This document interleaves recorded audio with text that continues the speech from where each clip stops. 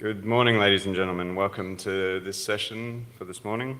This morning we're going to hear from Mick Stevens, the Regional Director of FireMon, and his presentation is the effective management of information security.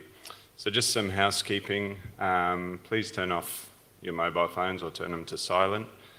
Also, if you have any questions, they can be submitted via the app, or you can just raise your hand and I'll bring a handheld microphone out to you. So either of those two options. So please welcome Mick Stevens.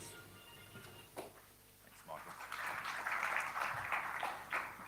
And a good morning to everyone. Big night last night? Someone did. Okay, so effective security management. To start with, yes, I'm Mick Stevens. I'm the Regional Director for FireMon, looking after Australia and New Zealand. We've got a stand around the corner. You're all welcome to pop across and have a look at our demonstration. This is an extension, I suppose, of the presentation my fine colleague Eric did yesterday around our immediate insight solution. Okay, where do we start? Data breaches. I think if you pick up any newspaper, IT rag, you'll see the latest and greatest data breach or the occurrence. Organisations that have been breached, their data exfiltrated, pilloried in the media, rightfully or wrongfully. I'm sure most of you, the organisations you work for, it's a major concern, it's happened, or it's happened and you don't know about it. There's really only two sorts of clients out there, or two sorts of organisations, those that have been breached and those that haven't. I suppose there's a third sort, and that would be those that haven't been breached, and that's typically a reflection of the business's value. No one wants to breach it because the business isn't worth anything. Typically, a breach occurrence lasts for over 200 days before it's actually found. 200 days that a hacker's inside your network, exfiltrating card data, sensitive information, IP, state secret, whatever the requirement of the actor is, be it a hacktivist group, be it corporate espionage or state-sponsored espionage. Our co-founder, Jody Brazel, suggests that security breaches are not the result of technology problems, but they're the result of a management failure. And I suppose to evidence this point, we can look at this slide and understand there's no real lack of technology out there. The technologies resident in our ecosystem, in our IT environment, to address these breach issues, these data exfiltration issues. So what's the issue? Is it cash? There always could be more. I'm sure all of you have your budgets and ask for more and more. More often than not, it's BAU, less 10, 15%. That's your budget for the year. But the reality is the spend on IT is going up, or IT security in particular, $170 billion by 2020, a reasonable number. So the technology's there. The desire from management as it relates to revenue or as it relates to expenditure appears to be there. So what's not? And I'd submit to you that it's the human element that is the issue. This is great news for appropriately skilled and qualified systems engineers with an IT security bent, for the simple fact that there's not enough of them. When there's supply and demand, your price goes up in the marketplace. That's probably why that budget had to go up to $170 billion. But if we look at some of these statistics, in particular the third one-third, this is from a 451 research paper, 1/3 cite lack of staff expertise, or numbers of staff in particular, as an obstacle in executing desired security programs. The technology might be resident within an organisation, but we just simply don't have the manpower to effectively implement. I think that would probably strike a chord with a lot of people in this room. Yes, no, wait, maybe. Yeah, getting a lot of nods on that one. So really it's a case where it's not the circumvention typically of advanced security tools or complex security processes that leads to data breach and potentially exfiltration issues. It's the more common than not, and this is from Gartner, the failure of fairly well-established systems, in particular firewalls, which are just simply becoming too complex to effectively manage, and effectively manage using your traditional manual techniques. So what does this lead to? This lack of management. It leads to dramatically increased operational costs in managing the rules and configurations. The rules are being added, they're not being deleted. Poor firewall administrators under huge duress from business units within the organisation, revenue generating business units or whatever the case may be it marketing, new programs, new solutions and services to gain more revenue or provide new services to a company or to an organisation's clients. Firewall administrators under great pressure typically add rules, they don't delete them. And as a result of that, we get ever increasing complexity within the firewall rule set. And it's this complexity that then leads to compounding issues of inefficiencies when we're trying to provide new access, because I simply don't know where a rule's supposed to go. I've got my spreadsheet, someone's handed me some pieces of paper, where's this rule go? I'll tell you what, I'm getting barked at to get this rule done, or this access done. I'm going to do something akin to any except. There you go, there's your access. Access to who? Access to what? Access to everything for everyone. Overly permissive access, and this is an outcome of complexity. Further, when under pressure, errors are made. Putting a rule in, opening an entire subnet as opposed to an individual host. These sort of things. And this is all related to management and visibility overheads and issues. And this is a resourcing issue. So what do we need to do? We need to obviously effectively address the complexity inherent in the firewall rule set ecosystem. Typically we're engaged when someone's migrating firewalls or renewing firewall support, so they're considering what they're going to do with their firewalls. And we get engaged from two perspectives, as part of a proof of value or potentially as a consultancy piece to look at a firewall rule set and do a firewall rule assessment. On average, we see between 30 to 50% of the rule set simply being rubbish, technical errors, redundant, overshadowed. And this is without even looking at rule utilisation. Rules that aren't overshadowed, but are never used. Services have been disconnected, objects removed, but the rules are still there. Rule utilisation. Visibility into the overall network security infrastructures are key. Reachability. How do I get from this point to this point? What are the NATs? What are the routes? What are the rules that are being used to access that or trace that path? And then one considers the ever-increasing complexity of the world that we live in when we look at things such as cloud. It's got great benefits, but being able to address security in the cloud from an access perspective, things like SDN, Cisco, ACI, and 2 additional fields in next generation firewalls. 2 additional fields when you take the mathematics from a standard 3-field firewall, source, destination, etc., adds vast amounts of complexity into the ecosystem as well. Again, rules added, very rarely deleted. This is the pay the piper slides, and then once I get through this component, I'll step into a couple of case studies.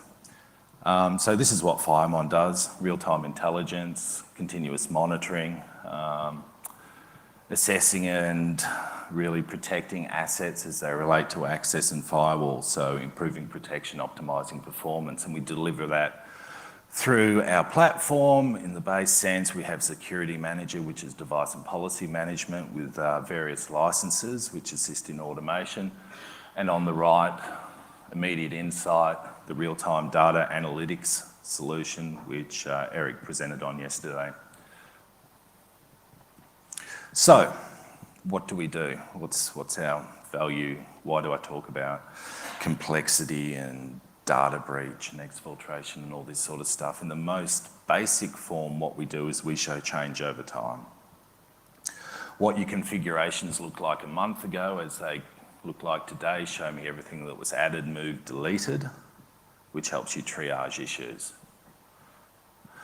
Something happened over the course of the weekend. This is my rule set on Friday. This is my rule set on Monday. Show me what changed. Basic stuff. Then addressing that whole concept of firewall hygiene. This is the most easy and effective thing that you guys can do.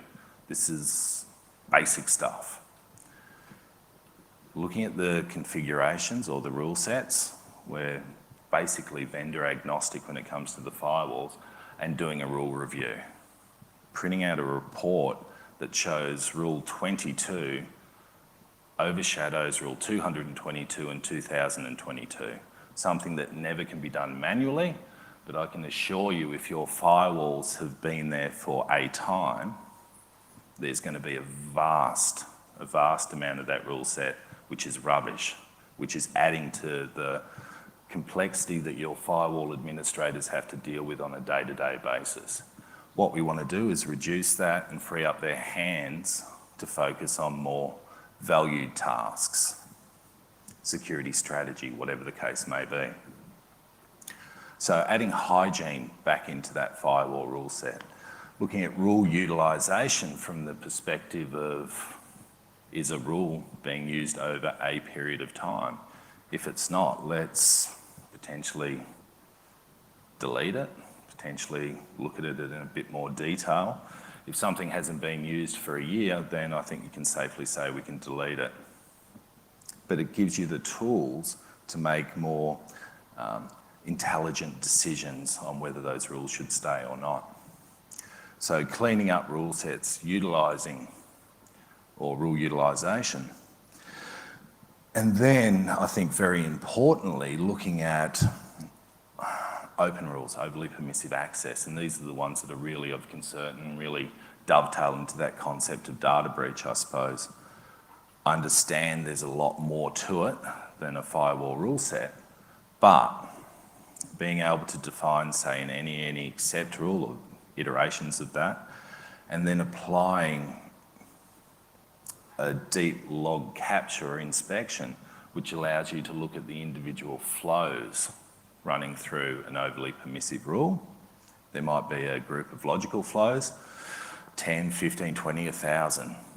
We can bring those together into groups of logical flows through an individual rule, which then can be busted out above that rule, adding granularity back into the rule base and greatly reducing permissiveness. So cleaning up, utilisation, reduction in permissiveness. And then compliancy, which I think is a really interesting point. Regulatory compliance in one sense, you know, things such as PCI, HIPAA in the States, might be MAS up in Hong Kong, or Hong Kong monetary regulations, amongst other things, and the various ones that we have in Australia, some aspects of the ISM, amongst other things, ISO 27001. So regulatory compliance and being able to automate those reports. And I think PCI is one of the key ones that we really address quite well, being able to effectively, in a continuously monitoring perspective, show you where you are at any stage with your PCI compliance as it relates to access, and generate PCI compliancy reports, which can then be provided to auditors. And then the internal compliancy standards, such as, I don't know, this test dev network shall never talk to my production network, show me every rule that contravenes that. I've got a corporate edict saying no telnet on my network, show me everything that contravenes that. So being able to create compliancy reports, and then to keep all that good stuff, the cleanliness of your newly cleaned, hygienically vacuumed rule set with reduced permissive rules because you've had granularity back into it and you're now compliant, and to maintain all that, automating the firewall administration function through a intelligent rule recommendation tool, understanding all your rules as they are, natting, routing, etc., and giving you a rule recommendation. It's essentially an intelligent ticketing system in the sense that access is requested, we collect all the metadata which is typically not collected, things like requesting business units, rule expiry dates, it's just a little one, amongst every other metric that you want or piece of metadata that you need to collect. Then going through a rule recommendation and planning stage. Add this rule here, modify this rule here, this firewall no change. But before you do that, check that against the compliancy standards that we've baked into the tool, PCI, internal, whatever the case may be. If that is all green lights a go, apply the rule through your standard CAB process or whatever you have internally. And then, once the rule's applied, immediately verify that that rule is indeed the one that was approved. So no fat fingers, be it, fat fingers or malicious or otherwise.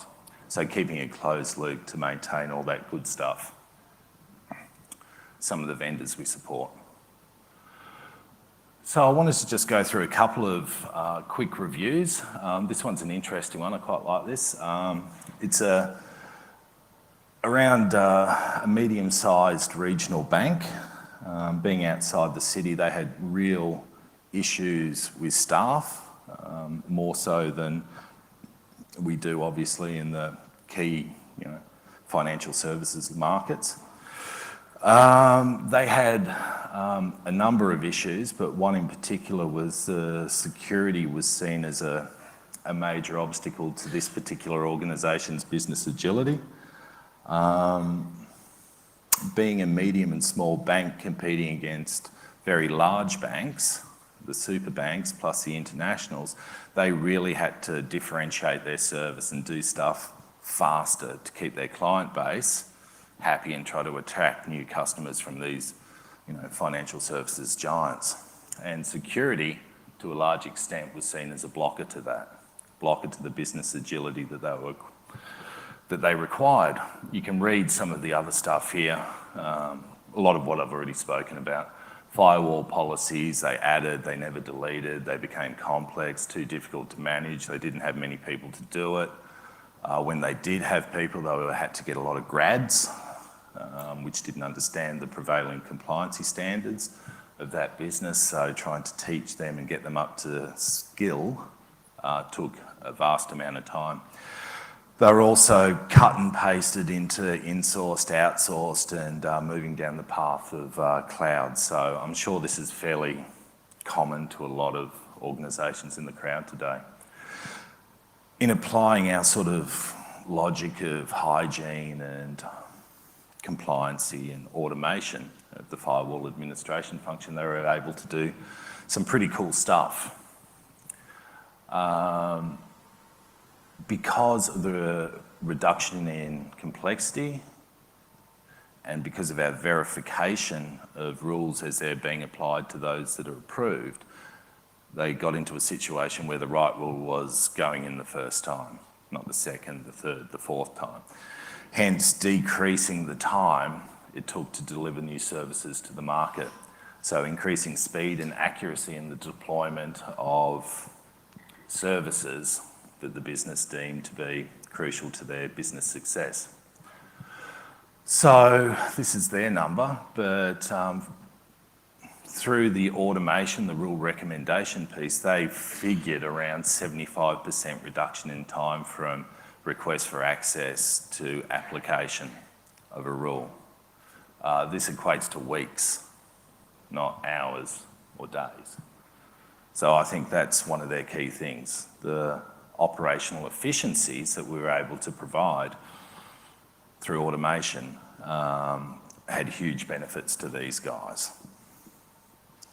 In addition, that lack of staff and having to get fairly junior staff and build them up, graduates as the case was, having compliancy built into a tool as opposed to teaching someone what the compliancy standards are made it a lot easier for those new staff to be effective quicker.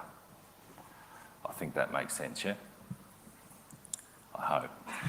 All right, on the other end of the scale, massive bank, Dutch, this one actually, not one of my sales, but any which way, it's a good thing. Large international bank, one of their major issues was around PCI compliance, adherence to PCI compliance. Obviously, there's a fiscal sting in the tail when it comes to PCI. So money's being spent on this by these organisations. They had 15 full-time staff addressing the requirements of PCI compliance and the ongoing requirements for PCI compliance as they change the iteration every year, 2.0 to 3.0, whatever the case may be. Deploying us, but really leveraging our compliancy module, our PCI compliancy component, which is all part of the base security manager license. It does all the hygiene and optimization and reduced permissiveness, amongst other things. By applying that, they were able to reduce the number of assigned staff, and considering these guys are at about $120,000 to $160,000 a head, 15 FTEs were reduced down to 4. So that's 11 headcount which were assigned to other tasks within the bank and some case outside the organisation. So any which way, that's a vast operational saving, not to mention the benefits of actually maintaining PCI compliance in an effective manner and being able to at any time understand where we are in relation to PCI compliance, not that quarterly, half-year review depending on what level you are, what tier. And on that, I'm going to wrap it up. Open up to any questions, if there's anything there. Did that all make sense? You all happy with that? Good. Who's going to the gala tonight? There's one. Okay, that's going to be a good night.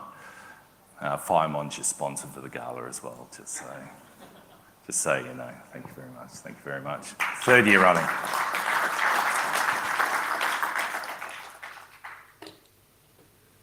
Anything? Bueller? Just a quick one. You mentioned that there's a full control of compliance activities running for these guys. Yeah. So is there any roadmap or any plan you're targeting for, because in Australia we have got one framework such as ISM, which we need to do that for? Yeah, great question. Brilliant question. So the ISM, as it relates to access to what we do, which is really around the firewall access, there's probably only 10 to 15% of that relates to us. I mean, a lot of ISMs around policy and having the right governance structures and everything else in it. So we've taken that and we're in the process. You actually might have finished it. I'll double check. But in the process of generating a compliancy report specifically to the small amount of components that relates to firewall rules. Yeah, so that's definitely something that we're doing. Anyone?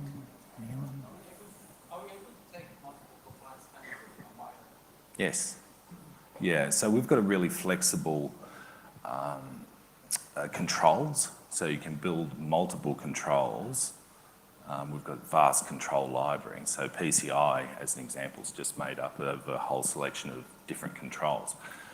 You can run them as individual reports, or if you want, you can generate your own report. So you might have PCI compliance, or you might have ISO 27001, and you might want to add some other aspects that are specific to your business. And yeah, we very much allow that. It's just a case of defining what you want.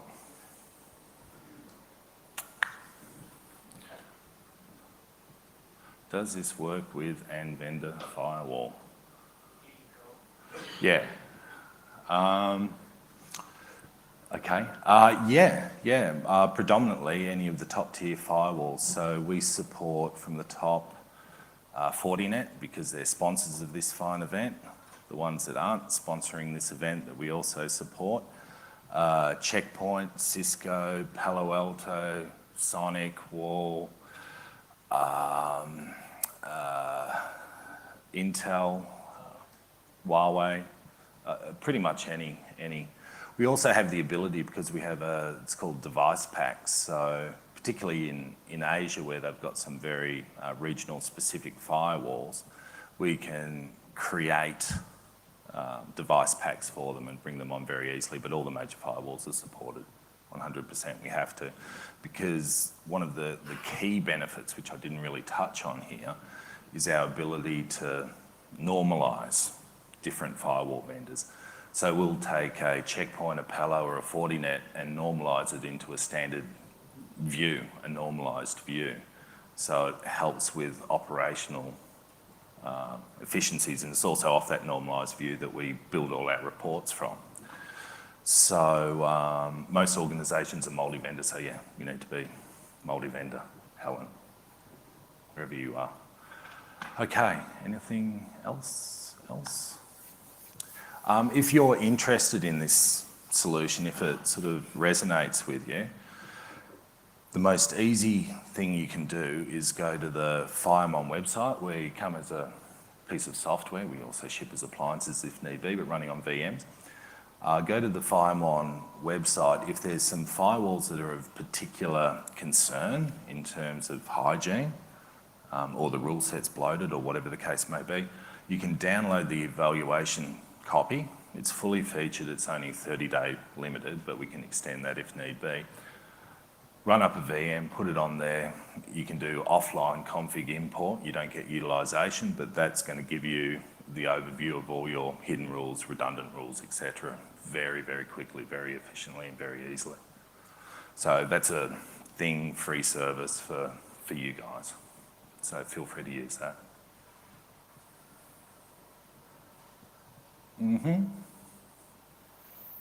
And no more bets. Thanks, guys. Cheers.